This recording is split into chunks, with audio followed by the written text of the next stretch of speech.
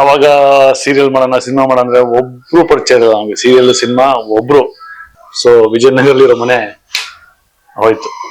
ತುಂಬಾ ಲಾಸ್ ಆಯ್ತು ನನಗೆ. ಒಂದು ನಮ್ಮ ಮನೆ ಪೇಪರ್ಸ್ ನ ಕೊಲಾಟಲ್ಲಿ ಇಟ್ಬಿಟ್ಟು ಆಚೆ ಬಂದ ತಕ್ಷಣ ಸರ್ ಹಿಂಗೆ ಅಂದ ತಕ್ಷಣ ಹೆಮ್ಮೆಯಿಂದ ಹೇಳ್ಕೊತೀವಿ ನಾವು ಉತ್ತರ ಕರ್ನಾಟಕದ ದಣಿ ಮಾಡೇ ಬಿಡ ನೋಡ್ತಿದ್ ಕೂಡ ಡೈಲಾಗ್ ಕೂಡ ತೆಲುಗು ನೋಡ ನಾವು ಫುಲ್ ಬ್ಯಾಟ್ ಮಾಡಿದೆ ತೆಲುಗುನ. ಇಮಿಡಿಯೇಟ್ ಆಗಿ ಈ ಹುಡುಗನ್ ಕರ್ಸಿ ನಂಗೆ ಬೇಕು ಅಂತ. ಅವಾಗ ತನ್ನ ಕೋಟಿಗೆ ಒಬ್ಬ ವಿಷ್ಣು ಸರ್ ನಾಗನೇ ಸರ್ ಫಸ್ಟ್ ಟೈಮ್ ಅವ್ರು ನೋಡ್ತೇನೆ ಸರ್ ಕಾಲರ್ ಹಿಡಿಯೋದು ನನ್ಗೆ ಭಯ ಆಗ್ತಿದೆ ಸರ್. ಸರ್ ನೋಡಿದ್ರು ನಾನು ಬಾಯಿಲಿ ಅಂತ ಕರೆದ್ರು. ಹೊಸಬಾನ ಅಂತ ಕೇಳಿದ್ರು. ಹೌದು ಸರ್ ಹೊಸಬಾ. ಮತ್ತೆ ಯಾಕೆ ಎದುರ್ತಿದ್ಯಾ ಅಂದ್ರು. ಸರ್ ನಿಮ್ ಕಾಲ್ ಹಿಡಿಯಕ್ ನಂಗೆ ಎದುರ್ತದೆ. ಫಸ್ಟ್ ಸ್ಪರ್ಶ ಆಯ್ತು, ಮೆಜೆಸ್ಟಿಕ್ ಆಯ್ತು, ಮೂರನೇ ಸಿನಿಮಾ ನನ್ನ ಹತ್ರ. ನನ್ನ ಆಕ್ಟಿಂಗ್ ಇದಿದ್ಯಾ ಯಾವತ್ತ ಮಾಡಿದ್ಯಾ ಸರ್? ಸೀರಿಯಲ್ಸ್ ಎಲ್ಲ ಸೀರಿಯಲ್ಸ್ ಎಲ್ಲ ಮಾಡಿದ್ಯಾ? ಮಾಡಿದ್ ಏನೋ ಬ್ಯಾಡ್ ಟೈಮ್ ಅಂತ ಹೇಳ್ತಾರಲ್ಲ. ಸೊ ಪ್ರೊಡ್ಯೂಸರ್ ಏನೋ ಪ್ರಾಬ್ಲಮ್ ಆಗಿ ನಾನು ಮುಂದೆ ನೋಡಿದೀನಿ. ಹೊಡೆದಿದ್ದಾರೆ, ಹೀರೋಯಿನ್ ಹೊಡೆದಿದ್ದಾರೆ, ಆರ್ಟಿಸ್ಟ್ ಹೊಡೆದಿದ್ದಾರೆ, ಬೆಲ್ಟ್ ತಗೊಂಡ್ ಹೊಡೆದಿದ್ದಾರೆ, ಅದೆಲ್ಲ ಮಾಡಿದ್ದಾರೆ.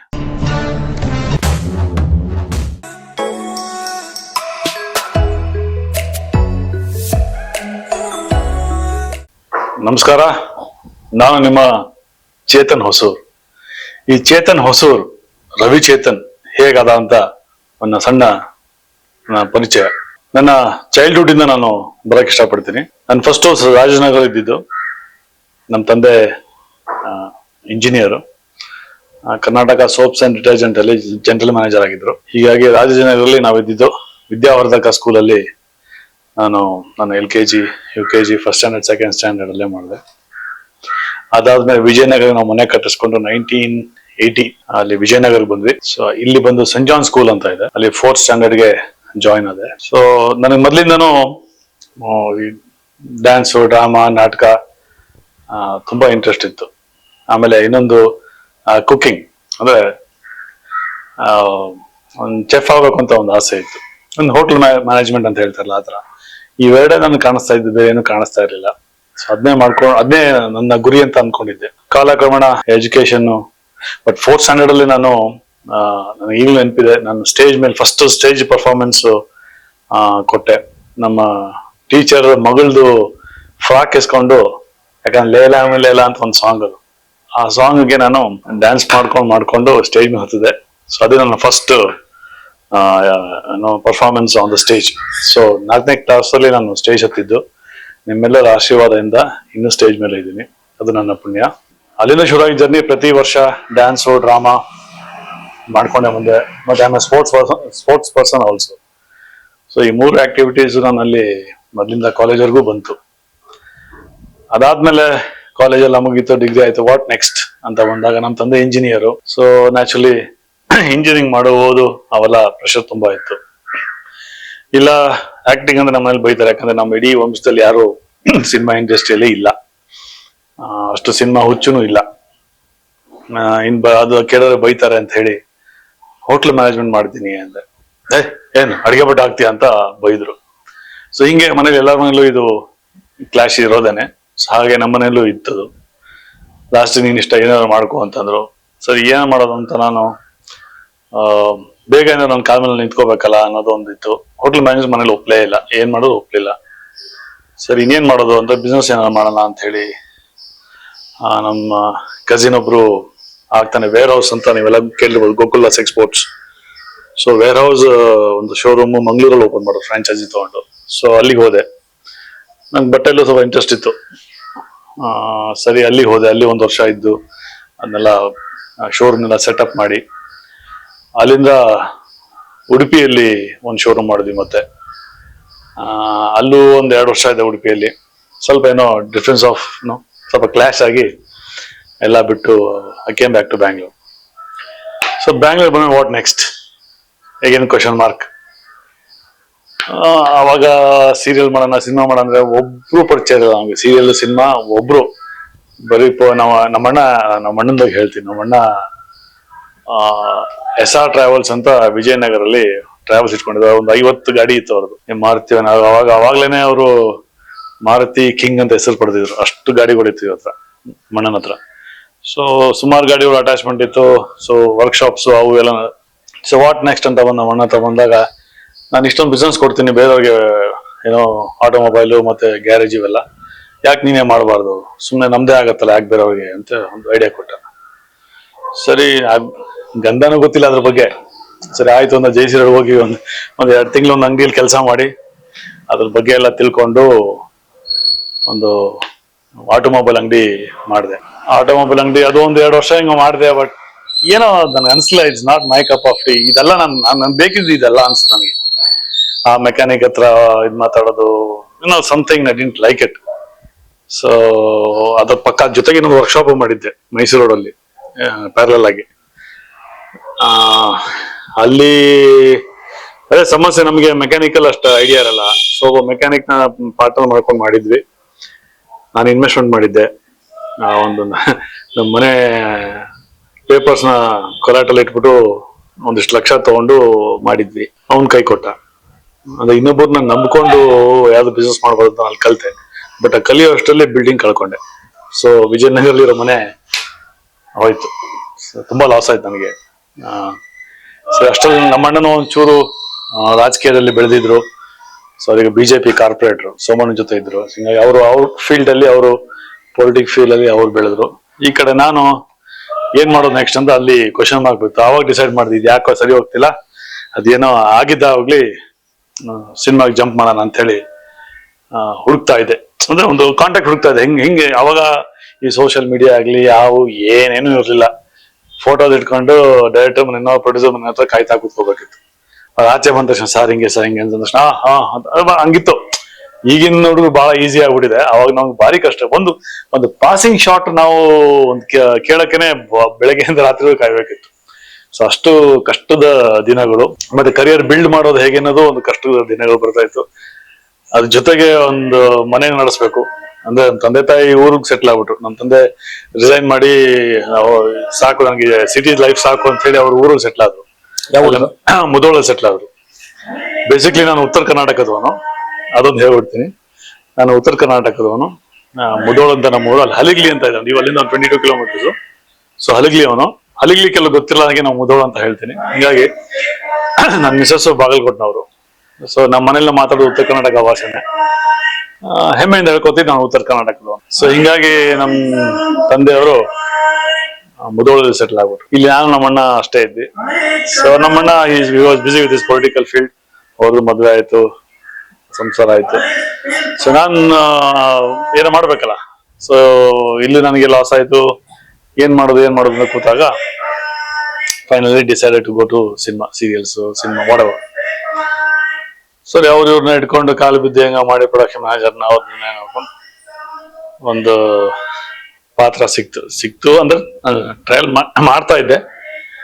ಟ್ರೈ ಮಾಡೋ ಟೈಮಲ್ಲಿ ಫ್ರೀನೇ ಇದೆ, ಏನು ಕೆಲಸ ಇರಲಿಲ್ಲ ಅವಾಗ. ನಾನು ಅವಾಗ್ಲೂ ಕಾಲೇಜಿಂದನೂ ಬುಲೆಟ್ ಯೂಸ್ ಮಾಡೋದು, ಈಗಲೂ ಬುಲೆಟ್. ನಾನು ಅವತ್ತೇನೋ ಅದೇ ಹೇಳ್ತಲ್ಲ, ಏನೋ ಒಂದು ಪಾತ್ರ ಹುಡ್ಕೊಂಬರ್ಬೇಕು ಅಂದ್ರೆ ಟೈಮ್ ಬರ್ಬೇಕು ಅಂತ ಹೇಳ್ತಾರೆ. ಹಿಂಗೆ ನಾನು ಅವತ್ತು ಏನೋ ಬೇಜಾರಿಗೆ ಒಂದು ಪೊಲೀಸ್ ಕಟ್ ಮಾಡಿ ಬುಲೆಟ್ ಮೇಲೆ ಕೂತಿದ್ದೆ. ನಮ್ಮ ಅಣ್ಣನ SR ಟ್ರಾವೆಲ್ಸ್ ಅಂತ ಹೇಳಿದ. ಟ್ರಾವೆಲ್ಸ್ ಮುಂದೆ ಕೂತಾಗ ನಿಮ್ಮ ಅಣ್ಣನ ಹೆಸರು ಆನಂದ್ ಸಿ ಹೊಸೂರ್ ಅಂತ ಹೇಳಿ. ಅಲ್ಲಿ ಕೂತಾಗ ನಮ್ಮಲ್ಲಿ ಒಬ್ಬ ಡ್ರೈವರು ಯೂನಿಟ್ ಡ್ರೈವರ್ ಆಗಿದ್ದ. ಸಿನಿಮಾ ಯೂನಿಟ್ ಡ್ರೈವರ್ ಹೋಗಿದ್ದ, ಗಾಡಿ ಹಾಕೊಂಡು ಅಲ್ಲಿ ಹೋಗ್ಬಿಟ್ಟ. ಅವನು ಗೊತ್ತಿದ್ದ ನನಗೆ ಸಿನಿಮಾ ಬಗ್ಗೆ, ಸಿನಿಮಾ ಹುಚ್ಚಿದೆ ಅಂತ ಹೇಳಿ. ಅಲ್ಲಿ ಸೇರಿಕೊಂಡಾಗ ಮೋಸ್ಟ್ಲಿ ನಮ್ದು ಆಫೀಸ್ ಹಿಂದ್ಗಡೆ ಶೂಟಿಂಗ್ ನಡೀತಾ ಇತ್ತು. ಅವಾಗ ಅಲ್ಲಿ ಏನೋ ಇನ್ಸ್ಪೆಕ್ಟರ್ ಕ್ಯಾರೆಕ್ಟರ್ ಯಾರೋ ಬರ್ಲಿಲ್ವೋ ಏನೋ ಆಯ್ತು.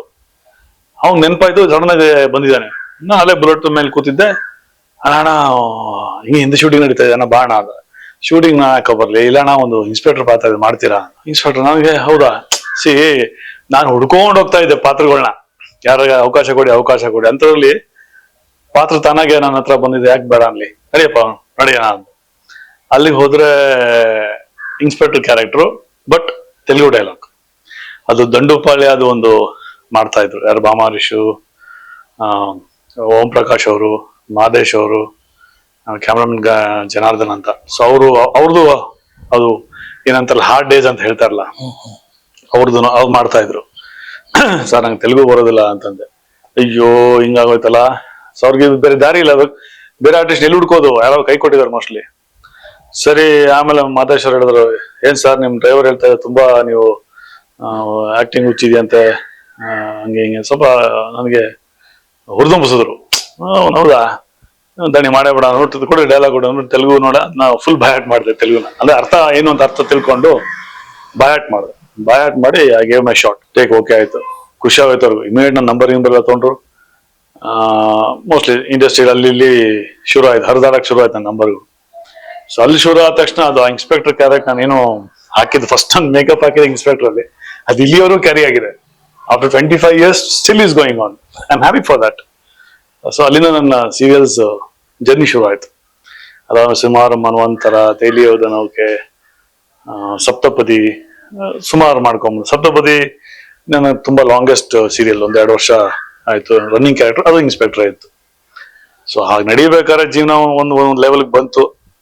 ಯಾಕಂದ್ರೆ ನಾನು ಈಗ ನೆನಪಿದೆ, ನಾನು ಫಸ್ಟ್ ಪೇಮೆಂಟ್ ತಗೊಂಡಿದ್ದು $500 ಒಂದು ಚೆಕ್ ನನ್ನ ಸೀರಿಯಲ್ ಅಲ್ಲಿ. ಅದೇ ಎಷ್ಟೋ ದೊಡ್ಡ ಅಮೌಂಟ್ ಇತ್ತು ಅವಾಗ. ಸೊ ಅಲ್ಲಿಂದ ಶುರು ಆಗಿದೆ ನನ್ನ ಜರ್ನಿ. ಹೇಗೆ ಹೇಳ್ತಲ್ಲ, ಲಕ್ ಇದ್ರೆ ಹುಡ್ಕೊಂಡ್ ಬರತ್ತೆ ಅಂತ ಹೇಳ್ತಾರಲ್ಲ, ಹಾಗೆ ಸೀರಿಯಲ್ ನಾನು ಮಾಡೋ ಟೈಮಲ್ಲಿ ನಾಗಣ್ಣ ಸರ್ ಚಾನಲ್ ಚೇಂಜ್ ಮಾಡ್ತಾ ಇದ್ದಾರೆ ಸರ್, ಚಕ್ ಅಂತ ನನ್ನ ಪರ್ಫಾರ್ಮೆನ್ಸ್ ನೋಡಿದಾರೆ ಒಂದು ಯಾವ್ದೋ ಚಾನಲ್ ಅಲ್ಲಿ. ಇಮಿಡಿಯೇಟ್ ಆಗಿ ಈ ಹುಡುಗನ್ ಕರ್ಸು, ನನ್ಗೆ ಬೇಕು ಅಂತ. ಅವಾಗ ನನ್ನ ಕೋಟಿಗೆ ಒಬ್ಬ ವಿಷ್ಣು ಸರ್ ಕಾಸ್ಟಿಂಗ್ ನಡೀತಾ ಇತ್ತು. ಸೊ ಅವಾಗ ನನ್ನ ಕರ್ಸಿ ಸ್ಕ್ರೀನ್ ಟೆಸ್ಟ್ ಎಲ್ಲ ಮಾಡಿದ್ರು, ಓಕೆ ಮಾಡಿದ್ರು. ಸೊ ಅದು ನನ್ನ ಮೊದಲನೇ ಸಿನಿಮಾ, ಅಂದ್ರೆ ಸೀರಿಯಲ್ ಇಂದ ಜಂಪ್ ಆಗಿದ್ದ first cinema Kotigobba with Vishnuvardhan sir. ಅದು ಮೊದಲನೇ ಸಿನಿಮಾ, ಫಸ್ಟ್ ಡೇ. ಯಾಕಂದ್ರೆ ವಿಷ್ಣು ಸರ್ನ ಬಹಳ ಸಿನಿಮಾಗಳು ನೋಡಿದೀನಿ, ಬಟ್ ವಿಷ್ಣು ಸರ್ ನಾನು ನೋಡಿರ್ಲಿಲ್ಲ. ನಾನು ಅಂತರಲ್ಲೇ ಮುಂದೆ ಬಂದು ನಿಲ್ಸ್ಬಿಟ್ರು ನನಗೆ. ಅದು ಫಸ್ಟ್ ಡೇ ಹಲ್ಸೂರಲ್ಲಿ ದೊಡ್ಡ ದೇವಸ್ಥಾನ, ಸುಮಾರು ಶೂಟಿಂಗ್ ನಡೆದಿದೆ ಅಲ್ಲಿ ದೇವಸ್ಥಾನ ಮುಂದೆ ಶೂಟಿಂಗ್ ಇತ್ತು. ಸುಮಾರು ಒಂದು 500 ಜನ ಇದ್ರು. ಬೆಳಗ್ಗೆ ಶಾರ್ಟ್ ಒಂದೇ ಸರಿ ನನಗೆ ಏನ್ ಕೊಟ್ಬಿಟ್ಟಿದ್ದಾರೆ ಅಂದ್ರೆ, ಅದು ನೀವು ನೋಡಿರ್ಬೋದು ಭಾಷಾಲಿ, ಅದು ಡೈಮಂಡ್ಸ್ ಚೆಕ್ ಮಾಡಕಂತ ಬರ್ತೀನಿ ನಾನು. ಅವಾಗಲೂ ಉಪೇಂದ್ರ ಮಿಸ್ಸಸ್ ಪ್ರಿಯಾಂಕಾ ಅವರು ಫಸ್ಟ್ ಸಿನಿಮಾ, ಸೊ ಅವ್ರ ಕಾಂಬಿನೇಷನ್ ನಂದು. ಅವ್ರನ್ನ ಕರ್ಕೊಂಡು ಡೈಮಂಡ್ಸ್ ಇಲ್ಲಿ ಅಂತ ಆಟೋ ಎಲ್ಲ ಕಿತ್ತಾಕಿ, ಆಟೋ ಎಲ್ಲ ಹರಿದ್ಬಿಟ್ಟು ವಿಷ್ಣು ಸರ್ ಕತ್ತಿನ ಪಟ್ಟಿ ಹಿಡಿದು ಎಲ್ಲ ಡೈಮಂಡ್ ಒಂದಿಷ್ಟು ಡೈಲಾಗ್ಸ್ ಅದನ್ನ ಕೊಟ್ಬಿಟ್ಟಿದ್ದಾರೆ. ನಾನು ನಾಗಣ್ಣ ಸರ್ ಫಸ್ಟ್ ಟೈಮ್ ಅವ್ರು ನೋಡ್ತಾ ಇದ್ದೀನಿ ಸರ್, ಕಾಲರ್ ಎಲ್ಲ ಹಿಡಿಯೋದು ನನಗೆ ಭಯ ಆಗ್ತಿದೆ ಸರ್ ಅಂದ್ರೆ. ಇಲ್ಲಪ್ಪ ಮಾಡ್ಬೇಕಮ್ಮ ಹಂಗೆ ಅಂದ್ರು. ಸರಿ ಆಯ್ತು, ಟೇಕ್ ತಗೊಳ್ಳಿ ಅಂದ್ರೆ ಗೊತ್ತಾಯ್ತು. ಹಿಂಗ್ ಬಂದ್ವಿ, ಎಲ್ಲ ಒಂದು 7 ಗಾಡಿ ಬಂತು. ಲೆಂತಿ ಶಾರ್ಟ್, ಯಾಕಂದ್ರೆ ಅವಾಗೆಲ್ಲ ಡಿಜಿಟಲ್ ಇರ್ಲಿಲ್ಲ. ಏನಿದ್ರು ಕ್ಯಾನು 400 ಅಡಿ ಕ್ಯಾನು, $12,000 ಅದು. ದೊಡ್ಡ ಲೆಂತಿ ಶಾರ್ಟ್ ಇಟ್ಟಿದ್ರು. ಹಿಂಗ್ ಬಂದೆ, ಡೈಲಾಗ್ ಆಯ್ತು, ಎಲ್ಲ ಓಕೆ ಆಯ್ತು. ಬಟ್ ಬಾಡಿ ಲ್ಯಾಂಗ್ವೇಜ್ ಹೊಪ್ಲೆಸ್ ಇತ್ತು. ಒಂಥರ ಹಿಂಗ್ ನಡ್ತಾ ಇತ್ತು ಕೈ, ಅವ್ರ ಕಾಲರ್ ಹಿಡಿಯಕ್ ನನಗೆ. ಕಟ್ ಅಂದ್ರು ಸರ್. ಬಾಯ್ ಚೇತನ್, ಏನ್ ಮಾಡ್ರಿ ನೋಡಿ ಏನ್ ಮಾಡ್ತಿದ್ದೆ ನೋಡಿ ಇಲ್ಲಿ ನೋಡ್ತೀನಿ. ಡಬ್ಬ ಆ ತರ ಇತ್ತದು. ಆಮೇಲೆ ಸಾರಿ ಸರ್, ನನಗೆ ಭಯ ಆಗ್ತಿದೆ ಸರ್, ಆಗ್ತಾ ಇಲ್ಲ ಸರ್ ನನಗೆ ಅಂದೆ. ನಿನ್ ಕಲಾವಿದನ ಇಂತ ಪಾತ್ರ ಕೊಟ್ರೆ ಮಾಡ್ತಾರೆ, ನೀನೇನು ಚಾನ್ಸ್ ಕೊಟ್ರೆ, ಅದು ವಿಷ್ಣು ಸರ್ ಮುಂದೆ ಚಾನ್ಸ್ ಕೊಟ್ರೆ ಮಾಡಲ್ಲ ಅಂತಿದ್ಯಲ್ಲ. ಸರ್ ಮಾಡ್ತೀನಿ ಸರ್, ಆದ್ರೆ ಅವ್ರ ಕಾಲ್ ಹಿಡಿಯೋದು ನನಗೆ ಆಗ್ತಿಲ್ಲ ಸರ್ ಅಂದೆ. ಅದು ಆ ಕಾನ್ವರ್ಸೇಷನ್ ನಡಿಬೇಕಾದ್ರೆ ವಿಷ್ಣು ಸರ್ ನೋಡಿದ್ರು ನನ್ನ, ಬಾಯಿಲಿ ಅಂತ ಕರೆದ್ರು. ಅಂತ ಹೊಸಬಾನಾ ಅಂತ ಕೇಳಿದ್ರು. ಹೌದು ಸರ್ ಹೊಸಬಾ, ಆಕ್ಟಿಂಗ್ ಇದಿದ್ಯಾ, ಯಾವತ್ತ ಮಾಡಿದ್ಯಾ ಸರ್? ಇಲ್ಲ ಸರ್, ಸೀರಿಯಲ್ಸ್ ಎಲ್ಲ ಸೀರಿಯಲ್ಸ್ ಎಲ್ಲ ಮಾಡಿದ್ಯಾ? ಮಾಡಿದ್ವಿ. ಮತ್ತೆ ಯಾಕೆ ಎದುರ್ತಿದ್ಯಾ ಅಂದ್ರು. ಸರ್ ನಿಮ್ ಕಾಲ್ ಹಿಡಿಯಕ್ ನಂಗೆ ಎದುರ್ತದೆ. ಪಾತ್ರ ಡೈರೆಕ್ಟರ್ ಏನು ಪಾತ್ರ ಕೊಡ್ತಾರ ಆ ಪಾತ್ರ ಮಾಡೋದ್ ಕಲಿ. ವಿಷ್ಣುವರ್ಧನ್ ಇವ್ರಂತ ತಲೆ ಕೆಡ್ಸ್ಕೊಬೇಡ. ಕ್ಯಾಮ್ರಾ ಮುಂದೆ ಯಾವತ್ತೂ ಅಷ್ಟೇ ನಿಂತ್ರೆ ನಾನಾ ಹಂಗಿರ್ಬೇಕು ಅಂತ. ಆ ಮಾತು ನಂಗೆ ಈಗಲೂ ಮೈ ಜುಮ್ಮನತ್ ನನಗೆ. ಇಲ್ಲಿಂದ ಜೋಶ್ ಬಂತು ನನಗೆ. ಬಂದು ನಾಗಣ್ಣ ಸರ್ ಟೇಕ್ ತೊಗೊಳ್ಳಿ ಅಂದ್ರೆ, ಯಾಕಂದ್ರೆ ನಮ್ಗೆ ಪರ್ಮಿಷನ್ ಸಿಕ್ಬಿಡ್ತಲ್ಲ. ವಿಷ್ಣುವರ್ಧನ್ ಮರ್ತು ಬಿಡು, ಪಾತ್ರ ಮಾಡು ಅಂದ್ರಲ್ಲ, ನನಗೆ ಒಂಥರ ಧೈರ್ಯ ಬಂದ್ಬಿಡ್ತು. ಟೇಕ್ ತೊಗೊಳ್ಳಿ ಅಂದೆ. ಆಮೇಲೆ ಹುಷಾರಪ್ಪ, ಹೊಡೆದ್ಬಿಡ್ತಾ ಇಲ್ಲ, ಹೊಡೆದ್ಬಿಡ್ಸ್ಕೊಂಡು ಟೇಕ್ ತೊಗೊಳ್ಳಿ ಸರ್ ಅಂದೆ. ಸರಿ, ಅದೇ ಶಾರ್ಟ್ ಬಂತು. ಎಲ್ಲ 7 ಗಾಡಿಗಳು ಬಂದು ಟಕ ಬಂತು. ಆಟ ಗೀಟ ಎಲ್ಲ ಬಂದು ಒಂದು ಡೈಲಾಗ್ ಕೊಟ್ಟು ಕತ್ತಿಂಗ್ ಕೊಟ್ಟು ಹೋಗಿದೆ, ಶಾರ್ಟ್ ಓಕೆ ಅಂತಂದ್ರು. ಖುಷಿ ಆಯ್ತು. ಅಂದ್ರೆ ನನ್ನ ಲೈಫಲ್ಲಿ ಒಂದು ಸಿನಿಮಾದಲ್ಲಿ ಶಾರ್ಟ್ ಓಕೆ ಆಗಿದ್ದು ಫಸ್ಟ್, ಮೊದಲನೇದು. ಅದು ಜೀವನದಲ್ಲಿ ಮರೆಯಕ್ಕಾಗಲ್ಲ. ಅದಾಗಿ ಹಿಂಗ್ ತಿರುಗ್ತೀನಿ, ವಿಷ್ಣು ಸರ್ ಅದು ಆಟೋ ಇದನ್ನ ಕಾಕಿ ಇದು ಶರ್ಟ್ ಹಾಕಿದ್ರು. ಫುಲ್ ರಿಂಕಲ್ ಆಗ್ಬಿಟ್ಟಿತ್ತು ಹಿಂಗೆ. ಅಯ್ಯೋ ನೋಡ್ತೀನಿ, ಹಂಗೆ ಎಳ್ದಾಗ್ಬಿಟ್ಟಿದ್ದೀನಿ. ಸಾರಿ ಸರ್, ಚೆನ್ನಾಗ್ ಮಾಡ್ದೆ, ನೀನ್ ಮುಂದೆ ಬರ್ತೀಯ ಅಂತ ಬೆನ್ ತಟ್ಟಿದ್ರು. ಆ ಬೆನ್ ತಟ್ಟಿದ್ದು ಇವತ್ತರೆಗೂ ನಿಮ್ ಮುಂದೆ ನಾನು ನಿಂತಿದ್ದೀನಿ. ಸೊ ಅವಾಗಿಂದ ನಾನು ಯಾವಾಗಲೇ ಡಿಸೈಡ್ ಮಾಡಿದೆ, Vishnu sir is my Guru. So ಶುರು ಮಾಡಿದ್ದು ಅದಾದ್ಮೇಲೆ ಅವ್ರ ಜೊತೆ ಒಡನಾಟ ಶುರು ಆಯ್ತು. ಮನೆಗೆ ಹೋಗ್ತಾ ಇದ್ದೆ, ಸ್ನೇಹಲೋಕ ಕ್ರಿಕೆಟ್ ಸೇರ್ಕೊಂಡೆ. ಅವಾಗ ದರ್ಶನ್ ಅವರು ಇದ್ರು ಟೀಮಲ್ಲಿ. ಸೊ ಸುಮಾರು ಕಲಾವಿದ್ರು ಸುಮಾರು ಕಲಾವಿದ್ರು ಕೆ ಮಂಜು ಪ್ರೊಡ್ಯೂಸರ್ ಅವರು ಇದ್ರು, ಅವಿನಾಶ್ ಅವರು ಇದ್ರು, ಶೋಭರಾಜ್ ಅವರು ಇದ್ರು, ಮ್ಯಾಜಿಕ್ ರಮೇಶ್ ಅಂತ ಇದ್ರು, ಅಭಿಜಿತ್ ಅವರು ಇದ್ರು, ಸುಮಾರು ಕಲಾವಿದ್ರು ಇದ್ರು. ಸೊ ಪ್ರತಿ ಸಂಡೇ ಅವ್ರ ಜೊತೆ ಆಡ್ಕೊಂಡು ಹಂಗೆ ಒಡನಾಟ ಬೆಳೀತು. ಅವ್ರ ಜೊತೆ ಹಂಗೆ 7-8 ಸಿನಿಮಾನೂ ಮಾಡಿದೆ. ಅದು ಕೊನೆ ಸಿನಿಮಾ ಸಿರಿವಂತ ನಮ್ಮ ಜೊತೆ ಮಾಡಿದ್ದು. ಸೊ ನನ್ನ ಸಿನಿ ಜರ್ನಿ ಅಲ್ಲಿಂದ ಶುರು ಆಗಿ ಆಮೇಲೆ ಒಳ್ಳೊಳ್ಳೆ ಅವಕಾಶಗಳು ಶುರು ಆಯ್ತು. ಮಾಡ್ದೆ ಹೋದೆ, ಹೀರೋ ಮಾಡಿದೆ, ಒಂದು 7-8 ಸಿನಿಮಾನು ಹೀರೋ ಮಾಡಿದೆ. ಬಟ್ ಯಾವುದು ಸರ್ ಫಸ್ಟ್ ಹೀರೋ ವರ್ಕೌಟ್ ಆಗಿಲ್ಲ. ಫಸ್ಟ್ ಹೀರೋ ಆಗಿದ್ದು ನಾನು ತಾಳಿ ಕಟ್ಟೋ ಶುಭವೇಳೆ ಅಂತ ಸುಧಾರಾಣಿ ಅವರು ಅಂತ ಮಾಡಿದ್ದು. ಸೊ ಅದು ಏನೋ ಸಕ್ಸಸ್ ಆಗಲಿಲ್ಲ. ಅದಾದ್ಮೇಲೆ ಮಂದಾಕಿನಿ ಅಂತ ಮಾಡಿದೆ, ದುನಿಯಾ ರಶ್ಮಿ ನಾವು ಮಾಡಿದೆ, ಅದು ಮಾಡಿದೆ. ಆಕ್ಚುಲಿ ಅನೌನ್ಸ್ ಆಗಿದ್ದು ನನ್ನ ಬ್ಯಾಡ್ ಲಕ್. ಈಗಲೂ ನಾನು ಸ್ಪರ್ಶ ರೇಖಾ ಅವ್ರಿಗೆ ಹೇಳ್ತಾ ಇರ್ತೀನಿ, ನೀನು ಒಂದು ಸಿನಿಮಾ ನನ್ನ ಜೊತೆ ಮಾಡ್ಬಿಟ್ಟಿದ್ರೆ, ಯಾಕಂದ್ರೆ 3ನೇ ಸಿನಿಮಾ ನನ್ನ ಜೊತೆ ಇದ್ದಿದ್ದು. ಫಸ್ಟ್ ಸ್ಪರ್ಶ ಆಯ್ತು, ಮೆಜೆಸ್ಟಿಕ್ ಆಯ್ತು, 3ನೇ ಸಿನಿಮಾ ನನ್ನ ಮಾಡ್ಬೇಕಾಯ್ತು. ನಾಗೇಂದ್ರ ಪ್ರಸಾದ್ ಡೈರೆಕ್ಟರ್ ಆಗಿದ್ರು. ಪ್ರೆಸ್ ಮೀಟ್ ಎಲ್ಲ ಆಗಿತ್ತು. ಏನೋ ಬ್ಯಾಡ್ ಟೈಮ್ ಅಂತ ಹೇಳ್ತಾರಲ್ಲ, ಸೊ ಪ್ರೊಡ್ಯೂಸರ್ ಏನೋ ಪ್ರಾಬ್ಲಮ್ ಆಗಿ ಸಿನಿಮಾ ಟೇಕ್ ಆಫ್ ಆಗ್ಲಿಲ್ಲ. ಸೊ ಅದು ಹೊರತಾ ಬಿತ್ತು. ಮೋಸ್ಟ್ಲಿ 3ನೇ ಸಿನಿಮಾ ಮಾಡಿದ್ರೆ ಈಗಲೂ ದರ್ಶನ್ ಸರ್ ಹೇಳ್ತಾ ಇರ್ತಾರೆ, ಪ್ರಶಾಂತ್ ನಂಗೆ ಲಕ್ಕಿ ಹೀರೋಯಿನ್ ಅಂತ. ಸೊ ಹಂಗೆ ಮೋಸ್ಟ್ಲಿ ಆ ಅವಕಾಶ ನನಗೂ ಇರ್ತ ಕಳ್ಕೊಂಡೆ ಅದನ್ನ. ಸೊ ಪ್ರೇಮಾಭಿಷೇಕ ಅಂತ ಟೈಟ್ಲು. ಸೊ ಏನಾಯ್ತು, ಅದು ಸೆಟ್ ಏರ್ಲಿಲ್ಲ, ಹಿಂಗಾಗಿ ಅದು ಹಂಗೆ ನಿಂತೋಯ್ತು. ಅದ ಬೇರೆ ಸಿನಿಮಾಗಳು ಶುರು ಆಯ್ತು. ಮಾಡ್ತಾ ಮಾಡ್ತಾ ನನಗೆ ಓಂ ಪ್ರಕಾಶ್ ಅವರು ಪರಿಚಯ ಆದ್ರು. ಓಂ ಪ್ರಕಾಶ್ ಅವ್ರು ಪರಿಚಯ ಆದಾಗ ನನಗೆ ಅವ್ರು ಹೇಳಿದ್ರು, ನೀನು ಹೀರೋ ಆಗ್ಬೇಡ, ಸ್ಮಾರ್ಟ್ ವಿಲನ್ ಬೇಕು ಕನ್ನಡ ಇಂಡಸ್ಟ್ರಿಗೆ. ಶಶಿಕುಮಾರ್ ಅವಾಗೆಲ್ಲ ಸ್ಮಾರ್ಟ್ ಆಗಿದ್ರು, ಅದೇ ತರ ಕಾಣ್ತೀಯ ನೀನು. ಅವಾಗ ಅವರೆಲ್ಲ ಹೀರೋ ಆಗ್ಬಿಟ್ರು, ಈಗ ಆ ಜಾಗ ಯಾರಿಲ್ಲ, ನೀನು ವಿಲನೇ ಆಗು ಅಂತ ಬಹಳ ನನಗೆ ಫೋರ್ಸ್ ಮಾಡಿದ್ರು. ಫೋರ್ಸ್ಕಿನ್ನ ಆಸ್ ಎ ವೆಲ್ ವಿಷರ್ ಹೇಳಿದ್ರು. ಬಟ್ ನನಗೆ ಅವ್ರ ಜೊತೆ ಒಂದು 7-8 ಸಿನಿಮಾ ಮಾಡಿದೀನಿ. ಓಂ ಪ್ರಕಾಶದ 7-8 ಸಿನಿಮಾ ಅಂದ್ರೆ ಭಾರಿ ಕಷ್ಟ, ಟೆರರ್ ಮನುಷ್ಯ. ಬಟ್ ಅಂತವ್ರ ಹತ್ರ ನಾನು ಕೆಲಸ ಮಾಡಿದೀನಿ, ಬಹಳ ಖುಷಿ ಆದ ಕೆಲಸ ಮಾಡಕ್ಕೆ. ಯಾಕಂದ್ರೆ ನಾನು ಸುಮಾರು ಕೇಳಿದ್ದೆ, ಹೊಡೆದು ಬಿಡ್ತಾರೆ, ನನ್ನ ಮುಂದೆ ನೋಡಿದೀನಿ, ಹೊಡೆದಿದ್ದಾರೆ, ಹೀರೋಯಿನ್ ಹೊಡೆದಿದ್ದಾರೆ, ಆರ್ಟಿಸ್ಟ್ ಹೊಡೆದಿದ್ದಾರೆ, ಬೆಲ್ಟ್ ತಗೊಂಡು ಹೊಡೆದಿದ್ದಾರೆ, ಅದೆಲ್ಲ ಮಾಡಿದ್ದಾರೆ. ನೀನ್ ಚೆನ್ನಾಗಿ ಮಾಡಿದ್ರೆ ಅವರೇ ಕೊಟ್ಟಿದ್ದಾರೆ. ಈಗ ನಾನು ಅವ್ರ ಜೊತೆ ಪಾತ್ರ ಮಾಡ್ತೀನಿ, ಬಟ್ ಕರೆಕ್ಟ್ ಆಗಿ ಹೇಳ್ತಾರೆ, ನೀವು ಫಾಲೋ ಮಾಡ್ಬೇಕು ಅಷ್ಟೇ. ಅವ್ರು ಏನ್ ಹೇಳ್ತಾರೆ ಅದು ಮಾಡಿದ್ರೆ ಮಾತ್ರ ಬಂದು ಮುಂದ್ಕೊಟ್ಟು ಹೋಗ್ತಾರೆ. ನೀವು ಮಾಡ್ಲಿಲ್ಲ, ಫಸ್ಟ್ ಮೈಕಲ್ಲಿ ಕೆಟ್ಟ ಮಾತು ಬರ್ತದೆ, ಆಮೇಲೆ ಕೈಯಲ್ಲಿ ಬರ್ತದೆ. ಅದು ಹುಷಾರಾಗಿರ್ಬೇಕು ನೀವು. ಸೊ ನನ್ಗೆ ದೇವ್ರದಿಂದ ಆ ಮಟ್ಟಿಗೆ ನಾವು ಹೋಗಿಲ್ಲ. ಬಟ್ ಬೈದಾರೆ, ಡಬಾ ತರ ಆಯ್ತು ಅಂತ ನಾನು ಬೈಸ್ಕೊಂಡಿದ್ದೀನಿ. ಅವೆಲ್ಲ ನಮ್ದು ಕಲಿಯೋದು, ನಮ್ ಲರ್ನಿಂಗ್ ಪೀರಿಯಡ್ ಇತ್ತು ಅವಾಗ. ಸೊ ಪ್ರತಿ ಸಲ ಅಷ್ಟೇ ನಾವು ಒಂದು ಸೆಟ್ಗೆ ಹೋದಾಗ ಪ್ರತಿ ವಿಷಯನ ಕಲಿತಾನೆ ಇರ್ತೀವಿ. So knowledge is never ending ಅಂತಾರಲ್ಲ, ಹಂಗೆ acting is never ending. So ಹೀಗಾಗಿ ಕಲಿಯೋದು ತಪ್ಪಿಲ್ಲ, ಅವ್ರು ಬೈಯೋದ್ರೇನು ತಪ್ಪಿಲ್ಲ. ಸೊ ನಮ್ ಗುರುಗಳು ಅಂತ ನಾವು ಸುಮ್ಮನೆ ಹೋಗ್ತಾ ಇರ್ಬೇಕು. ಸೊ ಅದು ಓಂ ಪ್ರಕಾಶ್ ಅವ್ರ ಜೊತೆ ಮಾಡಿದಾಗ ನಾನು ಆಕ್ಚುಲಿ ವಿಲನ್ ಮಾಡಿದ್ದೆ ಓಂ ಪ್ರಕಾಶ್ ಅವ್ರು. ಸುಮಾರು ಪಿಕ್ಚರ್ ಅವ್ರು ಮಾಡೋದೆಲ್ಲ ವಿಲನೇ.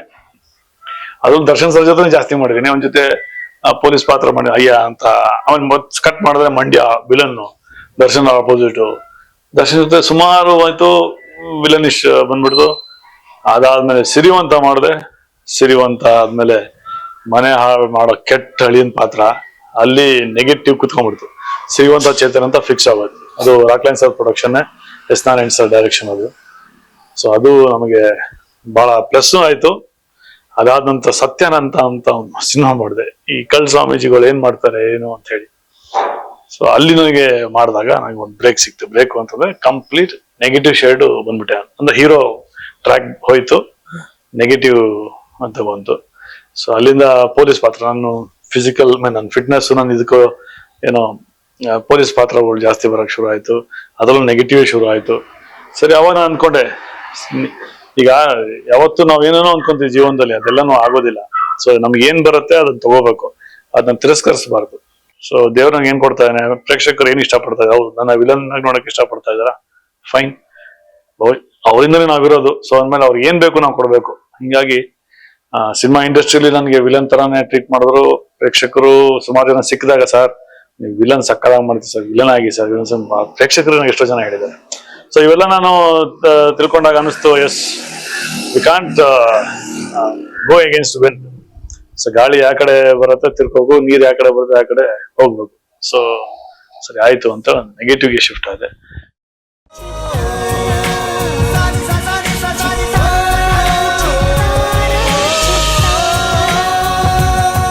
ಕನ್ನಡಿಗರ ಮನೆ ಮಾತಾಗಿರುವ ಸಿನಿ ಪತ್ರಿಕೆ ಚಿತ್ತಾರ, ಕರ್ನಾಟಕದ number 1 readers choice entertainment magazine.